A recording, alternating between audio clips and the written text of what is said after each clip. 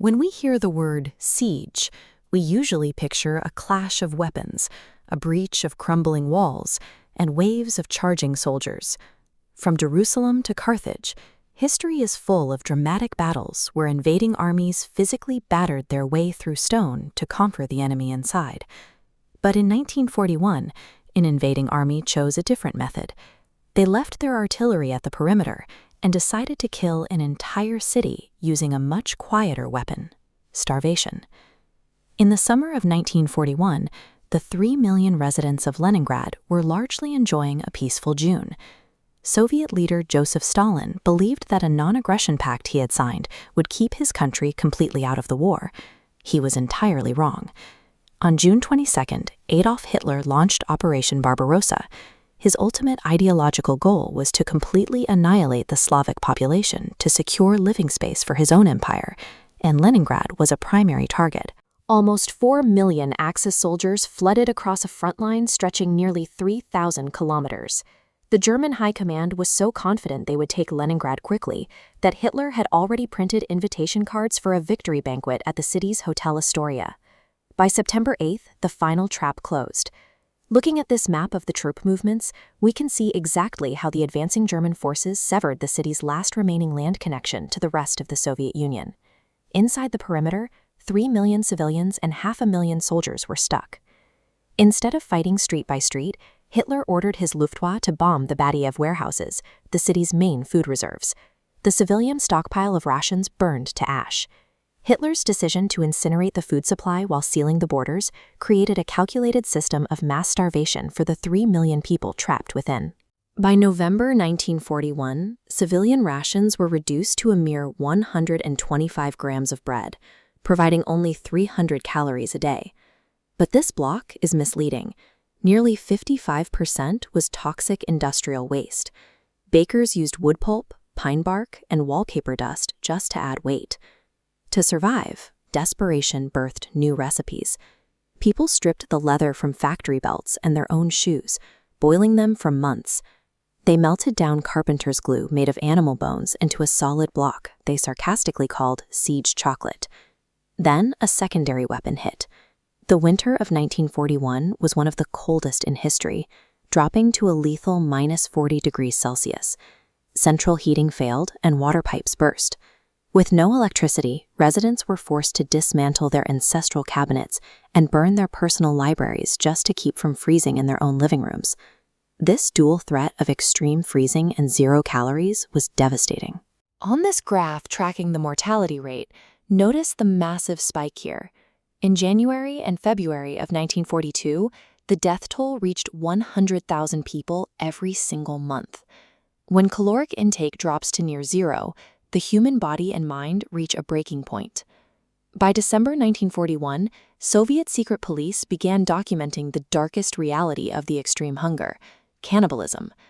Authorities divided these crimes into 2 categories. Those who murdered the living to harvest meat were immediately executed. But the majority, 64% of those arrested, were desperate mothers consuming the already dead in a frantic attempt to keep their living children from starving.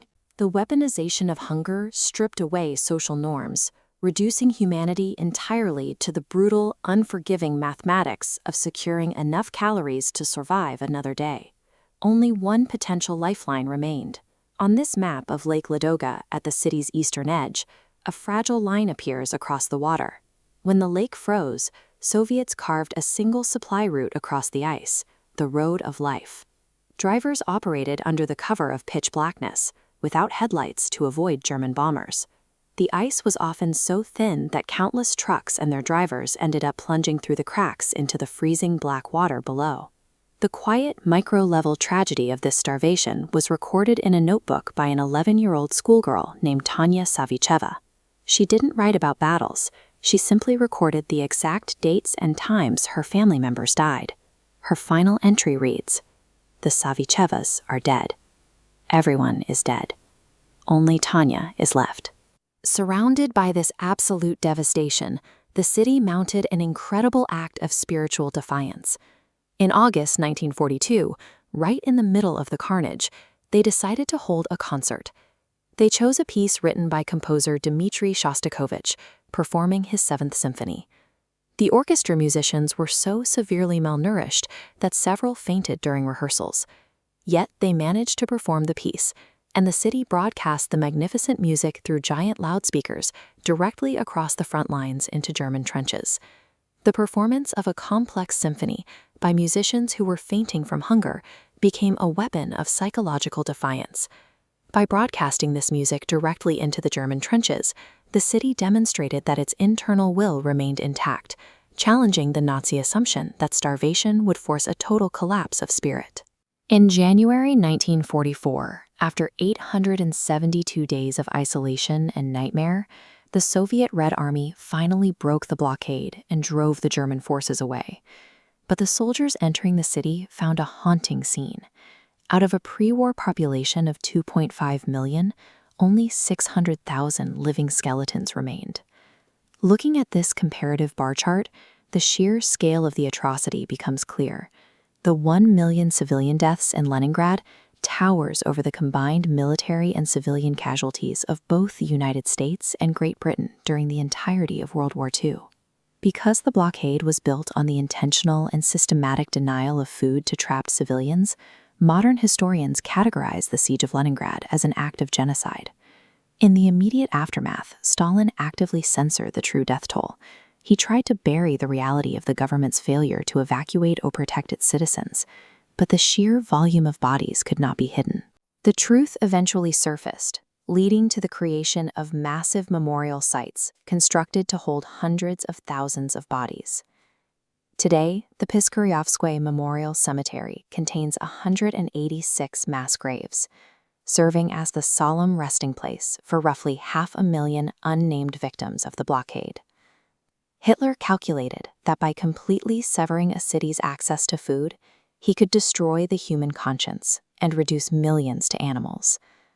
Yet, despite subsisting on sawdust, enduring unimaginable cold, and surviving amid mass death, the dignity of Leningrad remained unbroken. Their endurance proved the immense strength of the human spirit, fulfilling the solemn promise carved for those who perished. No one is forgotten. Nothing is forgotten.